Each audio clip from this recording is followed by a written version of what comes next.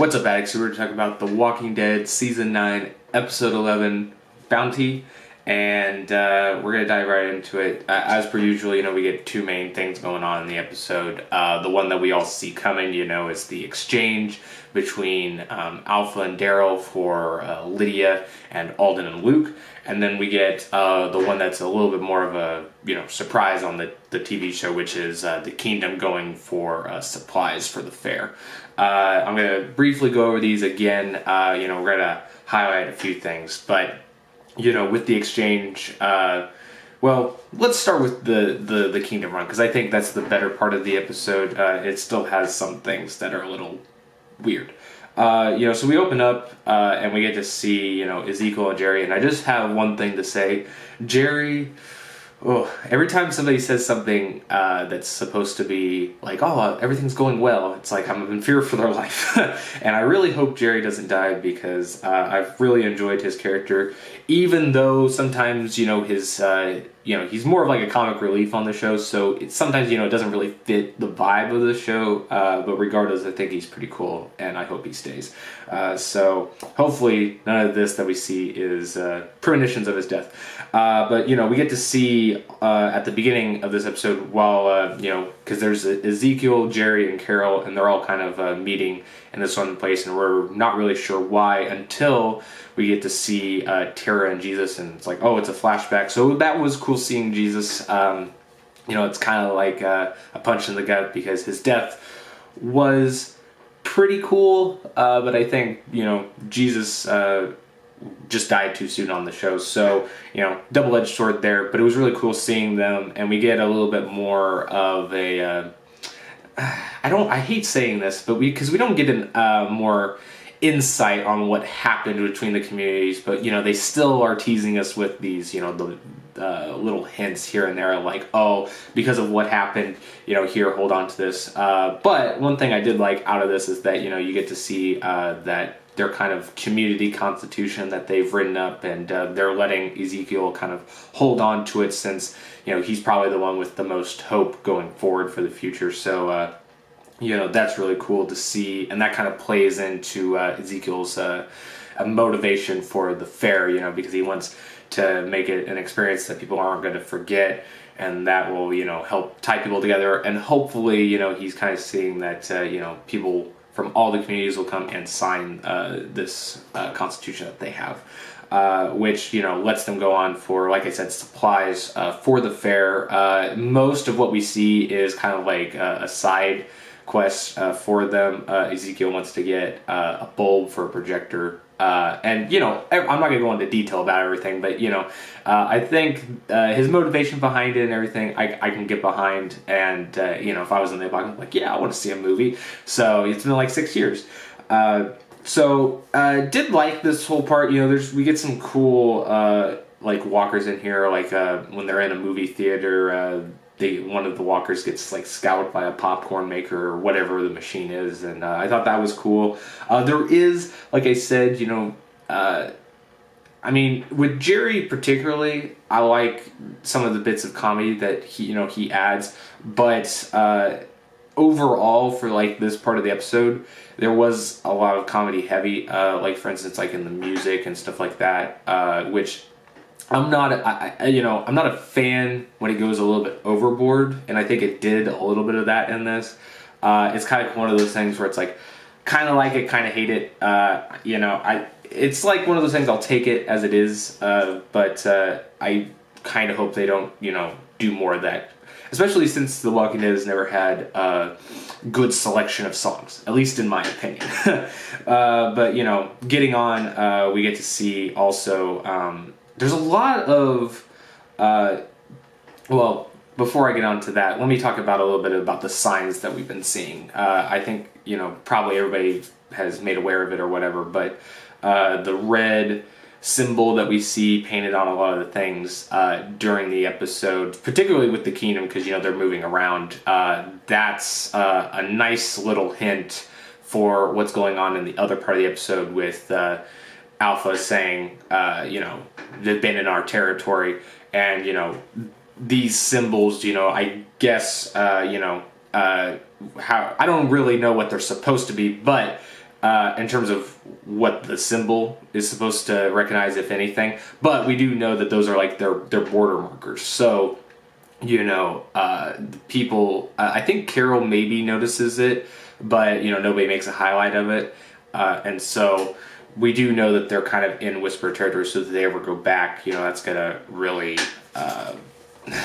not be good if they don't know what's happening, because it's kind of hard to tell because of how they jumped around, but it sounds like they still don't know Jesus is dead. I could be wrong, but because we had that flashback in there, and that was mainly when they were interacting with him, and they didn't, from what I recall, they didn't make any marks about his death. So I'm not sure if it's known that they are entirely aware of what's going on. Even with the Whispers at this point, they don't know. So I would imagine none of the news about Jesus' death has reached them yet, which is kind of bad, considering they made the whole thing at the beginning of like, oh, we're all family. So yeah, they didn't even get invited to their family's funeral. But anyway, the other thing I was going to highlight before I went on this tangent was there's a lot of small interactions between two characters throughout the episode, and I think it was both like half good and half bad. With Ezekiel was a great example of this. He had a lot of moments with other characters, with him and Jerry or him and Carol. I liked all those moments of dialogue, and like I said about the comedy aspect, you might say that, it doesn't fit the vibe of the show, and it's like, to a certain extent I agree, but at the same time, when things are flourishing, like, I feel there's still people, they would still have, fun moments. So that's why I say it's like, I like that they have those moments, I just, don't want it to go overboard. So, but like I said, there is some parts of the episode that the dialogue, or just like their connection is just not there, or it's just wonky. And I think that's mostly highlighted with Henry, with Henry and Enid. It's like, why would he care what this bitch says, like, she's with somebody else. He was like really young when she was still there. I mean, he has like no emotional attachment to her, so I don't know why he would care about what she says. And like, I don't think he had one instance where he met Carl, so when she was talking about Carl, it's like, I don't give a fuck, so that was really weak. And then with him and Lydia, we've highlighted this before, but just she kisses him goodbye when when eventually towards the end part of the episode, and I think that was just really rushed, so it didn't have the impact, or it just was like came out of the blue. I don't know why he would take that so to heart. I mean, granted, like, I think over time, yes, it would make sense, but it's been 2 episodes, you don't really get that same impact as you probably can when you're like reading the book or whatever. So that part just didn't land with me either. But going back, we're gonna rewind time. I know I'm jumping all over the place, but we're gonna talk about the second part of the episode, which is the exchange. And I'll tell you what, a lot of problems with this, I'm not gonna lie. There's a lot of let me start with the highlights. The dialogue and like the interaction between Alpha and Daryl, I did like that. They're back and forth. Daryl's got to really like, wow, we're just gonna blow you away, and then he has to kind of rethink things, when he sees that they have a baby, and then they have Alden and Luke there at knife point. So that part I did like, but it is a little bit silly at some points, because after they make the exchange, or I think even if I don't know, like, yeah, especially like at the exchange, I don't know, you probably wouldn't want to risk it when they still have knives to their throat, but especially when they're like walking, they got a lot of people behind the walls, and they got tall walls. They could just have snipers at every which place, and just take them out. And since the Whisperers just carry knives, or at least seemingly were just carrying knives at this scene, I mean, you could have just blown them all away. So, I mean, I was talking to somebody like that, and it's like, at first, like, if you had them, or if you had the baby still, I can understand why they wouldn't. But, like, realistically, like they already took the baby away, so they didn't have that problem to worry about. And, obviously, like they could just tell people not to hit Lydia. So, yeah, I agree with you. It's a little stupid in terms of how they deal with that. The only reason I could really think of is just like they didn't want to make Lydia upset, which is a really shitty excuse. I know. But, that's about all that the writers probably thought of. But going back a little bit, I mentioned the baby, which that part I did like. I'm not really sure if we're gonna get the whole rape aspect with the Whisperers. I really hope we do, because that's just gonna add to showing how sinister and evil Alpha is, and how the whole group really operates. That's like yeah, that one person had a kid, but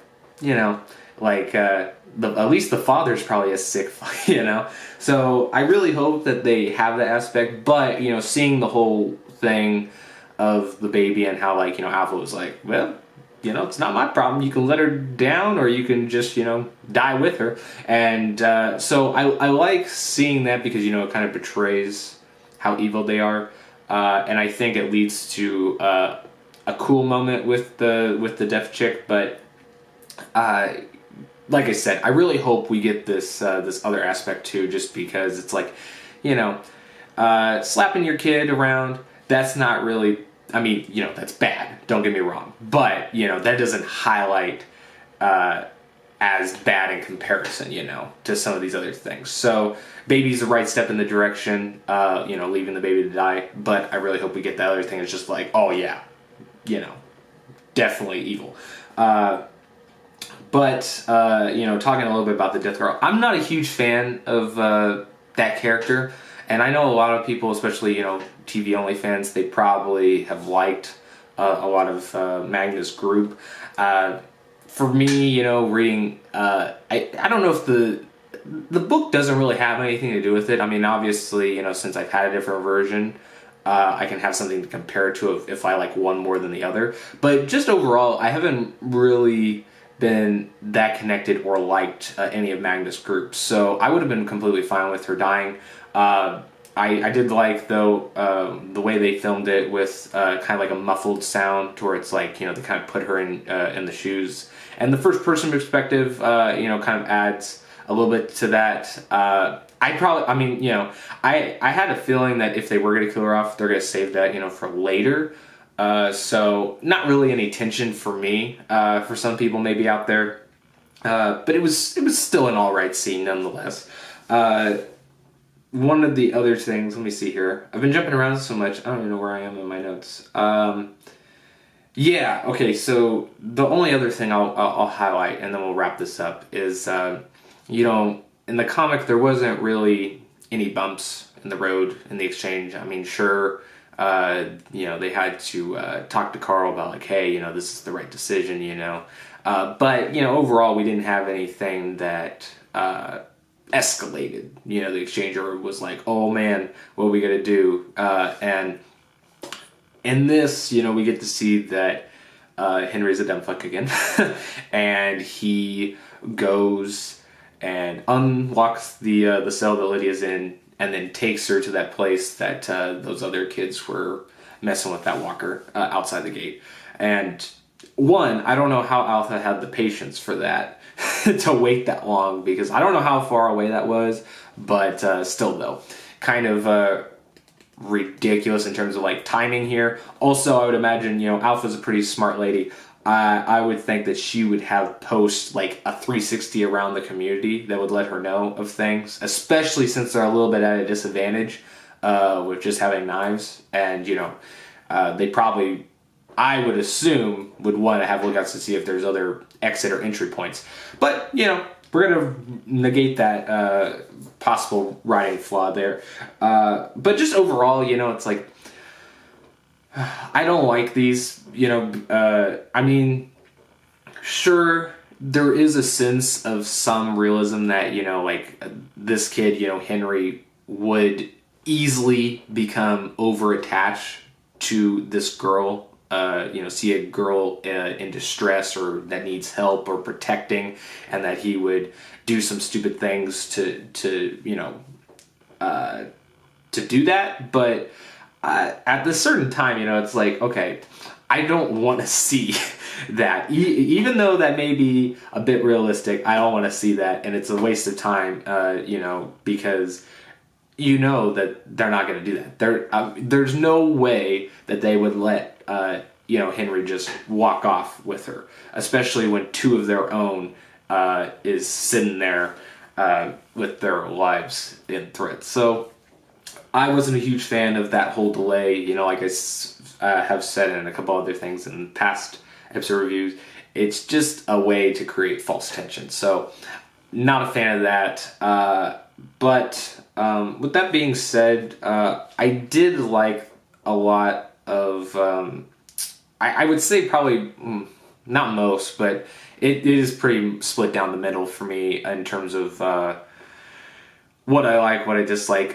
With the kingdom part, I did like that a lot, for the few minor things there and there. But as for the exchange, it can always be better. I'm hoping that next episode is where the whispers really grip me, because so far I haven't really... There's a few minor things here and there that I've really liked what they've done and that I think have been adapted really well.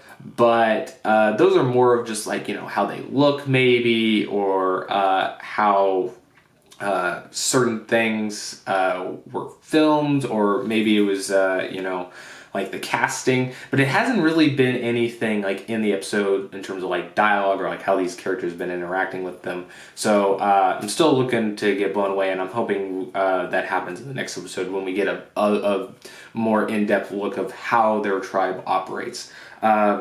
As for, the fair, I'm really excited. I wasn't really a fan of having the fair at the kingdom because I didn't think that really made sense. But, getting the little bit of a glimpse that we saw in here, I think it looks great in terms of, at least a little bit. So, it's kind of hard to tell, so won't know until we actually get to the episode. But just a little bit we saw, I like how much it looked like the cover of when the comic had for the fair. So I'm going to be interested to see who all goes there too, because we do know that it's kind of up in the air if Alexandria is going to join or not. I'm sure that they're going to, in these next couple of episodes, there's going to be people that decide to go. But I'm kind of looking forward to seeing who goes, because that's going to give us a better idea of who's going to get put in a line. Let's just say it that way. But yeah, I don't want to drag on too long because I feel like I've been rambling a lot for this one. I know it's been a couple days. Things have been hectic. But we promise that we're going to get a little bit better. At least I'm here, so you can say that. I didn't skip an episode. Although, like I said, I'm just going to shut up because I'm going to still keep rambling, I think. So I'm just gonna stop. But anyway, guys, that will conclude this episode discussion. If you guys got any more questions or you want to talk a little bit more about things, I'm always open to a conversation. So leave a comment down below.